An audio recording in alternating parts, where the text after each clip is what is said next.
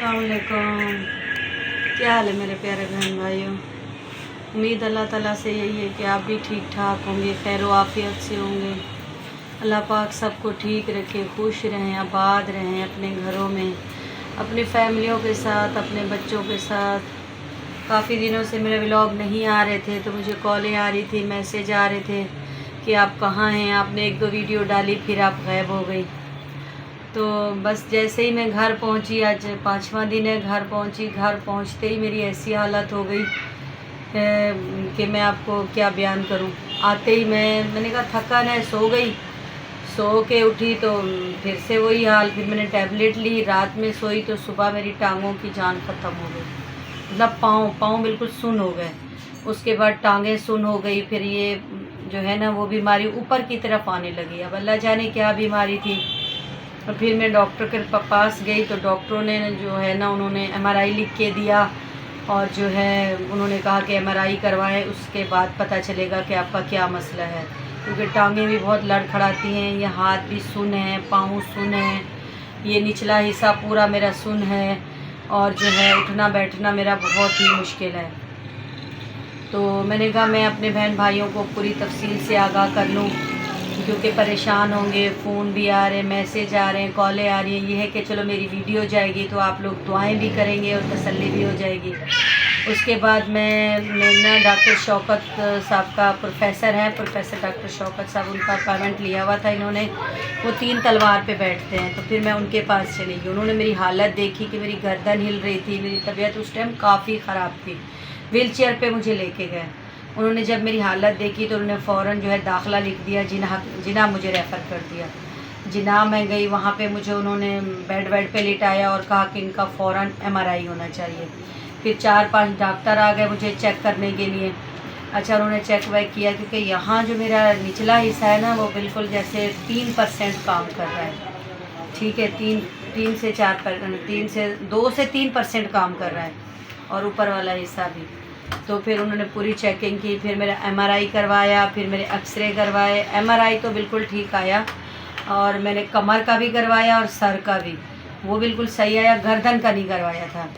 अच्छा, उसके बाद जो है फिर उन्होंने देखा, सारी रिपोर्टें वगैरह हमने दिखाई। कल हम फिर जो है ना वो शौकत साहब के पास गए और उन्होंने हमारी सारी रिपोर्टें वगैरह देखी और फिर 2-4 और बड़े डॉक्टर हैं प्रोफेसर, उनको भी दिखाया। अब वो कहते हैं कि रीढ़ की हड्डी का पानी निकलेगा, जो मैं बिल्कुल निकलवाना नहीं चाहती। आप लोगों से भी मैं मशवरा मांग रही हूँ कि क्या मुझे रीढ़ की हड्डी का पानी निकलवाना चाहिए, क्योंकि मैं तो काफ़ी डरी हुई हूँ क्योंकि काफ़ी लोगों ने निकलवाया है तो वो पैरालाइज़ हो गए। तो मैंने अपनी 1-2 दोस्तों से भी मशवरा किया, क्योंकि नौशीन को से भी मैंने मशवरा किया और भी मेरी दोस्तें हैं।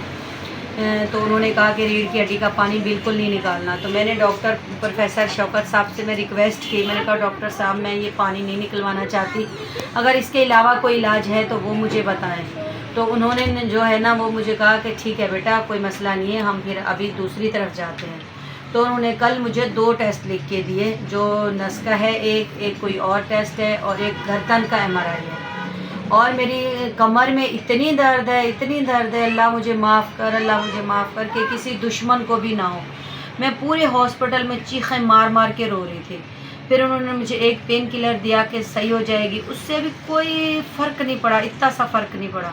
फिर उन्होंने मुझे टैबलेट दी, उससे भी कोई फ़र्क नहीं पड़ा। मैं चीख चीख के रोऊँ अपने मसाद के सामने। मैंने हाथ जोड़े कि अल्लाह का वास्ता है मुझे उस हॉस्पिटल में ले चलो जहाँ ये रीढ़ की हड्डी का पानी निकालें, कुछ भी करें, मेरा ये दर्द ख़त्म हो जाए। मैं इतनी मतलब कि मैं वो हो चुकी थी। और जो है बच्चा था, मुबीन था साथ, वो भी रोने लग गया। भांजी थी, मसाद, वो भी सब परेशान।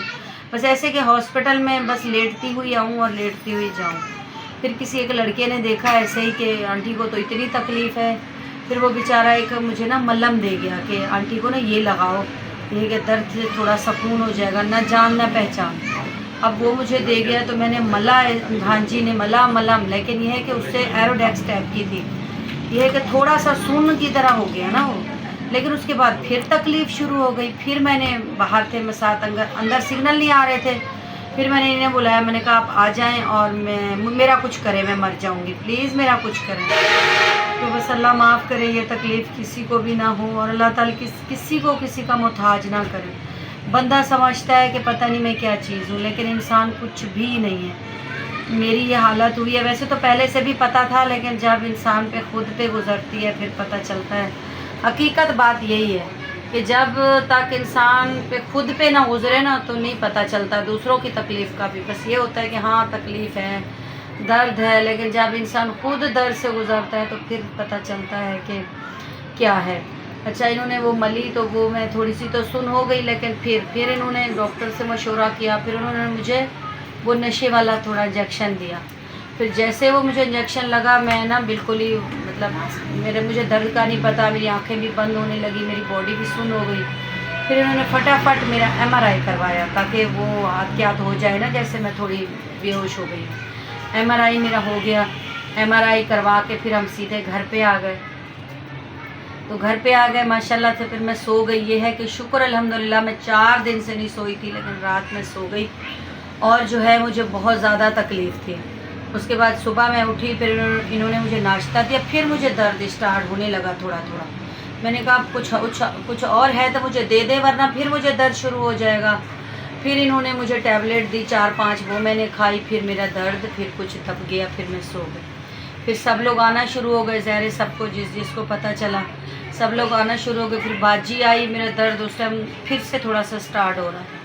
फिर बाजी ने पढ़ाई वगैरह की माशाल्लाह से, तो उन्होंने खूब काफ़ी देर पढ़ाई वगैरह की, तो थोड़ा सा मुझे रिलैक्स मिल गया और मैं अभी आप लोगों से बात कर रही हूँ। मैंने कहा कि चलो आप लोगों को बता दूँ।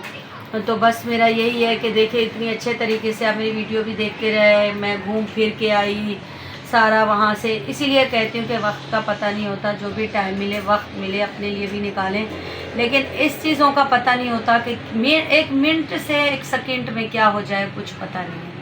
तो ये मेरी हालत हो गई। मैं अच्छे से बस पे उतरी, अच्छे से रिक्शे पे उतरी, अच्छे से घर पे नाश्ता किया, बच्चों को भी अच्छे से नहीं मिला, सोई तो उठी तो मेरी ये कंडीशन।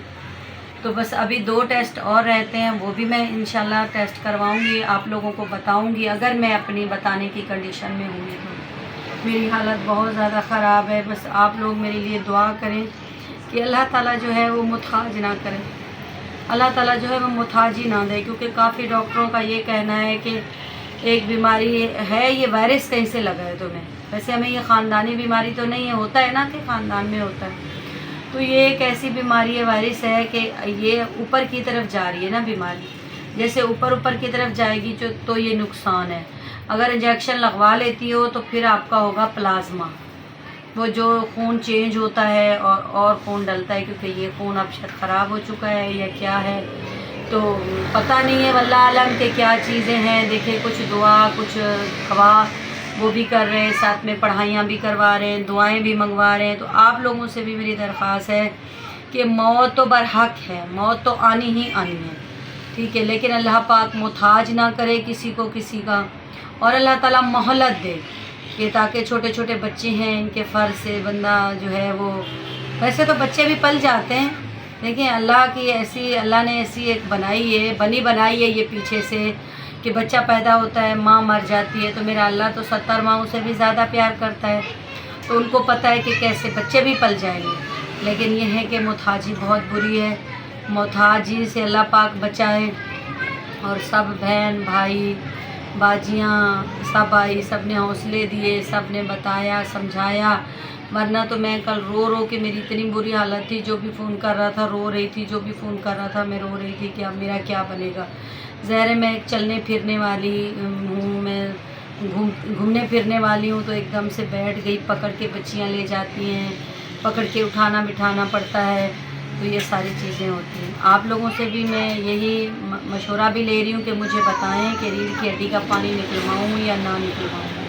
एक तो ये बात है, दूसरी बात यह है कि मेरे लिए आप बहुत सारी दुआएं कीजिएगा, और मैं कोशिश करूँगी कि मैं अपने बहन भाइयों को, जो मेरी यूट्यूब की फैमिली है, जो मेरे लिए इतनी दुआएं करते हैं, मैं सबको बताती रहूँ। देखिए ज़िंदगी का साथ है, ज़िंदगी रही तो इंशाल्लाह आगे आपके पास व्लॉग भी आते रहेंगे और मेरी अपडेट भी आती रहेगी, लेकिन अगर ज़िंदगी ने साथ ना दिया तो मेरे लिए बहुत सारी दुआएं कीजिएगा।